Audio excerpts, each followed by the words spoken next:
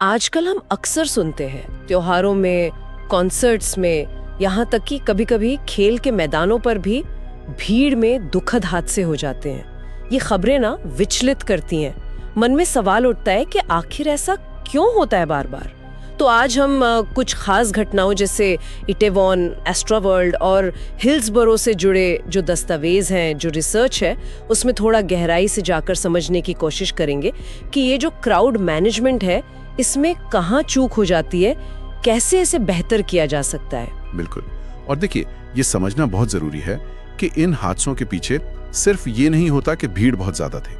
असल में प्लानिंग कैसे हुई, व्यवस्था कैसी थी, कम्युनिकेशन था या नहीं, और कई बार तो जो संस्थाएं जिम्मेदार हैं, उनकी सोच, उनकी मानसिकता भी बहुत बड़ा रोल प्ले करती है। तो हमारा मकसद यही है कि इन सोर्सेज से वो जरूरी बातें निकालें, वो सबक समझें, जिनसे पता चले कि आखिर ये त्रासदियां होती क्यों हैं, और सबसे जरूरी कि भविष्य में इन्हें कैसे रोका जा सकता है। हाँ, और जब हम इन सोर्सेस को देखते हैं ना, तो कई घटनाओं में एक पैटर्न सा दिखता है। जैसे क्षमता से कई ज्यादा भीड़, एंट्री एग्जिट गेट्स पर पूरी तरह से अव्यवस्था और कंट्रोल का फेल हो जाना। हिल्सब्रो 1989 वाला मामला याद है? पुलिस ने बाहर की भीड़ कम करने के लिए एक एग्जिट गेट सी वो खोल दिया, पर स्टेडियम के अंदर जो टनल थी, जो फैंस को सेंट्रल पेन की तरफ ले जा रही थी, उसको बंद नहीं किया। नतीजा, अंदर भयंकर क्रश हो गया। हाँ, वो एक क्लासिक उदाहरण है कि कैसे एक अधूरा फैसला मतलब सिचुएशन को और बिगाड़ सकता है।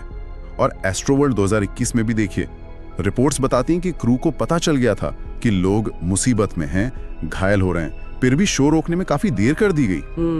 और इटेवॉन 2022 के बारे में जो रेडिट पर चर्चा हुई, उसके सोर्सेज इशारा करते हैं कि कैसे पुलिस फोर्स का शायद सही इस्तेमाल नहीं हुआ। मतलब उन्हें पब्लिक सेफ्टी के बजाय शायद विरोध प्रदर्शन या वीआईपी सुरक्षा पर ज्यादा फोकस करने को कहा गया हो, जिससे असल जरूरत की जगह पर कमी रह गई। अच्छा। हिल्सब्रो रिपोर्ट भी यही सवाल उठाती है। पुलिस के नजरिए पर उनका फोकस हंगामा रोकने पे ज्यादा था, लोगों की सुरक्षा पर शायद उतना नहीं। और स्पोर्ट्स इवेंट्स पर जो रिसर्च हुई है, वो भी यही कहती है कि अथॉरिटीज को सिर्फ कंट्रोल नहीं, बल्कि बातचीत, लोगों को सुविधा देना और कम्युनिकेशन, इन पर ज्यादा ध्यान देना चाहिए। लेकिन ये सिर्फ उस वक्त हुई गलतियां ही नहीं है ना। मतलब जैसा आपने कहा, संस्थागत मुद्दे भी हैं। हिल्सब्रो रिपोर्ट तो साफ बताती है कि स्टेडियम की सेफ्टी में सालों से कमियां थी। वो जो ग्रीन गाइड के मानक होते हैं जी, स्टेडियम सेफ्टी स्टैंडर्ड्स, हाँ, उनका पालन नहीं हो रहा था। सेफ्टी सर्टिफिकेट अपडेटेड नहीं थे। और पुलिस और फुटबॉल क्लब के बीच भी कौन किस चीज के लिए जिम्मेदार है, ये भी क्लियर नहीं था। बिल्कुल, ये दिखाता है कि कैसे धीरे धीरे सुरक्षा मानकों को नजरअंदाज करना एक तरह से नॉर्मल बन जाता है।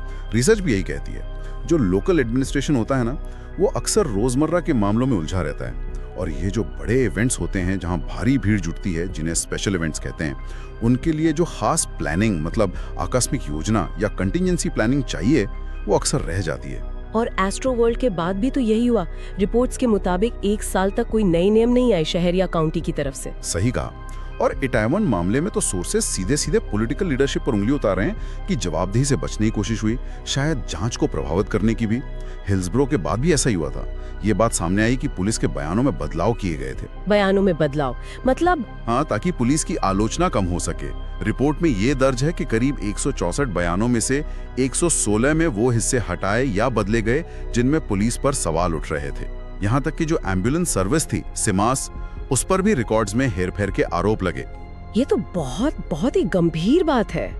मतलब हादसे के बाद सच्चाई को दबाने की कोशिश, और फिर मीडिया का रोल।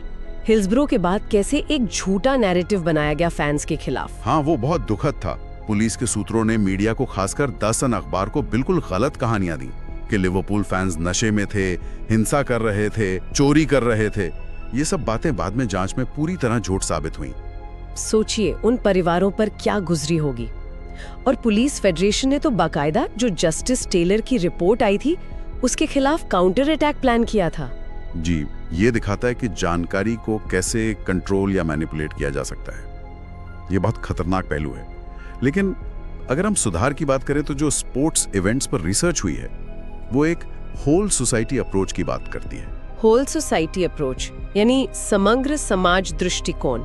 इसका मतलब क्या हुआ? इसका मतलब है कि सुरक्षा की जिम्मेदारी सिर्फ आयोजकों या पुलिस की नहीं है।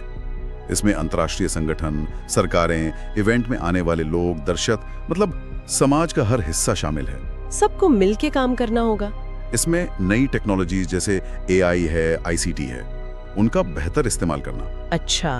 पिछली घटनाओं से जो सबक सीखे हैं, लेसन्स लर्न्ड, उन्हें आपस में शेयर करना और नियमित रूप से मॉक ड्रिल्स या अभ्यास करना, ये सब शामिल है। लक्ष्य सिर्फ हादसा रोकना नहीं है, बल्कि एक सेफ माहौल बनाकर एक तरह की सोशल वैल्यू क्रिएट करना भी है। हमें वो जो अपनी अपनी पोजीशन वाली सोच है ना कि ये मेरा काम है, वो तेरा काम है, उससे हटकर एक कलेक्टिव जिम्मेदारी वाले नजरिए को अपनाना होगा। तो इन सभी सोर्सेज को देखने के बाद एक बात तो बिल्कुल साफ है, भीड़ में जो त्रासदियां होती हैं वो सिर्फ अचानक होने वाले हादसे नहीं है। इनके पीछे अक्सर सिस्टम की कमियां, गलत प्राथमिकताएं और कभी-कभी तो जानबूझकर गढ़ी गई कहानियां भी होती हैं। हाँ, और इसका हल सिर्फ नए नियम बना देने में नहीं है। असल बदलाव सोच में लाना होगा, बेहतर कोऑर्डिनेशन बनाना होगा और नई टेक्नोलॉजी को अपनाना होगा। और इन सब दस्तावेजों को देखने के बाद एक सवाल मन में रह जाता है, जब हम देख रहे हैं कि ऐसी दर्दनाक घटनाएं दुनिया के अलग अलग हिस्सों में अलग अलग हालात में बार बार हो रही हैं, तो क्या हम वाकई एक ग्लोबल लेवल पर इनसे सबक सीखने और उन्हें लागू करने के लिए गंभीर हैं, या फिर हम कहीं ना कहीं बस अगली त्रासदी होने